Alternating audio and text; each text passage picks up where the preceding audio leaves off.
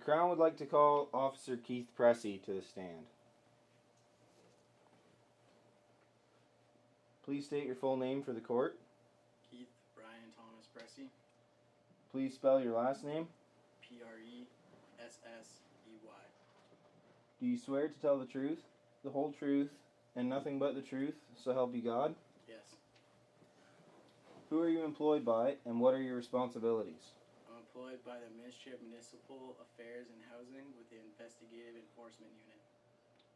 How long have you been so employed? 14 months. I understand you were employed in that capacity on February 24th, 2010. Is that correct? Yes. On that day, I understand you received a complaint that you investigated. Is that correct? Yes. What was the nature of that complaint? Shannon Murphy contacted us that her apartment power has been shut off, and she also stated that her rent was in arrears for 11 days. When you attended Miss Murphy's apartment, did you conduct an investigation? Yes. Please describe your investigation to the court. Your Honor, may I refer to my notes in order to refresh my memory? Did you make these notes of your investigation? Yes. When did you make these notes of your investigation? At the time of and shortly thereafter. Are there any corrections, deletions, or additions to your notes? No. Do you have an independent recollection of the events? Yes. Proceed.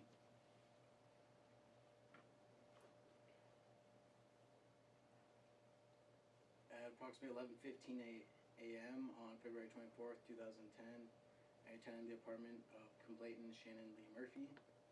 I then tested various light switches and wall sockets, and there was no power registered within them. I then spoke to her nearby neighbors, who were also both tenants of Robert Sharp, and they both said they had power.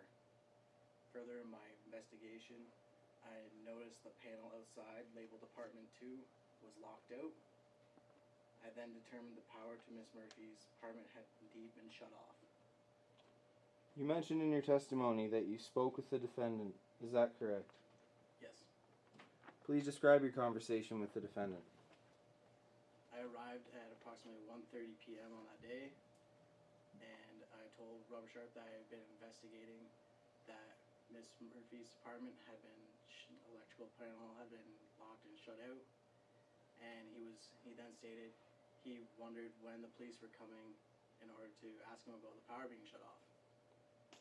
I then asked him if he had any way to interfere with the power to Miss Murphy's apartment, and he then stated that he did what he had to do in order to get the money that she owed him, and he had no further response towards me.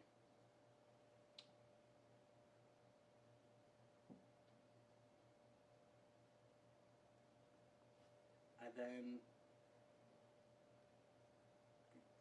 cautioned him with the offense of withhold vital service contrary to the Residential and Tenancies Act, Section 233A, and wrote him a Part 3 summons with his court date. Do you see that person in the court today? Yes, I do. Please point to that person. He's over there. I have no further questions for this witness. Thank you.